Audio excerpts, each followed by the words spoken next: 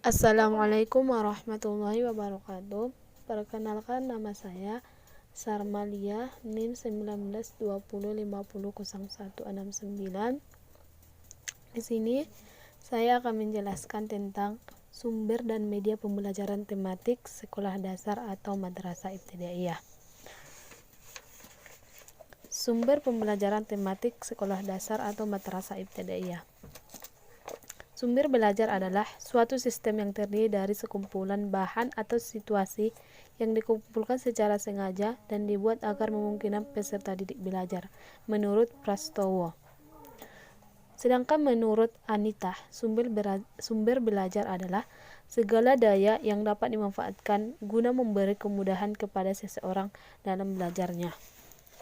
Sedangkan menurut Yusuf, bahwa sumber belajar merupakan segala jenis, media, benda, dan fakta, ide, manusia, dan lain-lain yang dapat mempermudah terjadinya proses belajar bagi peserta didik. Dari pendapat di atas disimpulkan bahwa sumber pembelajaran tematik sekolah dasar atau madrasah ibtidaiyah merupakan segala sesuatu informasi yang diperoleh dari orang yang ahli maupun paham atau tahu benda, fakta, dan lingkungan sehingga dapat dijadikan bahan untuk membantu peserta didik belajar. Macam-macam sumber pembelajaran tematik di sekolah dasar atau madrasah ibtidaiyah. 1. Manusia. 2. Buku elektronik. 3. Perpustakaan digital. 4. Lingkungan. Media pembelajaran tematik. Media pembelajaran tematik sekolah dasar atau madrasah ibtidaiyah. Zaman sekarang, semua serba alat bantu berupa teknologi, salah satunya di bidang pendidikan. Untuk itu, guru harus memahami teknologi maupun cara mengaplikasikannya. Apalagi saat ini siswa sekolah dasar saja sudah mampu mengaplikasikan Android, laptop, dan komputer. Pada masa lalu, guru bisa dibilang hanya membutuhkan suara, papan tulis, spidol, atau kapur tulis untuk menyampaikan suatu materi pelajaran.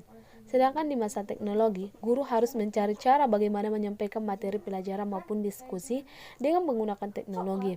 Banyak sarana media sosial yang saat ini berkembang sehingga mampu menarik minat belajar peserta didik, seperti Facebook, WhatsApp, YouTube, blog.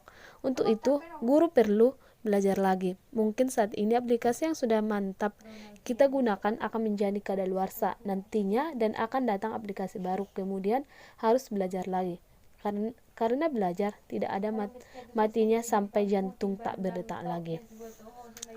Secara etimologi, media berasal dari bahasa Latin yang artinya alat, sedangkan secara termodernnya ialah menyajikan suatu informasi ilmiah yang dapat membuat seseorang paham dengan mudah. Adapun pernyataan Hamalik bahwa media pembelajaran digunakan dalam rangka komunikasi dalam pengajaran antara guru dan peserta didik, media pembelajaran bisa dikatakan sebagai alat bantu mengajar baik di kelas ataupun di luar kelas. Berdasarkan paparan di atas, dapat disimpulkan bahwa media pembelajaran tematik SD atau MI merupakan salah satu komponen komunikasi yang sangat penting dalam menyampaikan suatu materi pelajaran yang disampaikan komunikator atau guru pada komunikan atau siswa untuk dapat memberikan rangsangan yang sama, mempersamakan pengalaman dan menimbulkan persepsi yang sama dalam kegiatan belajar mengajar untuk mencapai tujuan pembelajaran.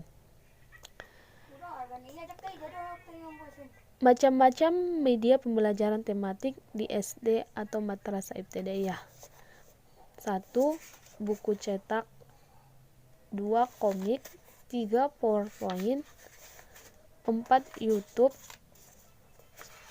5. Multimedia. Sekian dan terima kasih. Wassalamualaikum warahmatullahi wabarakatuh.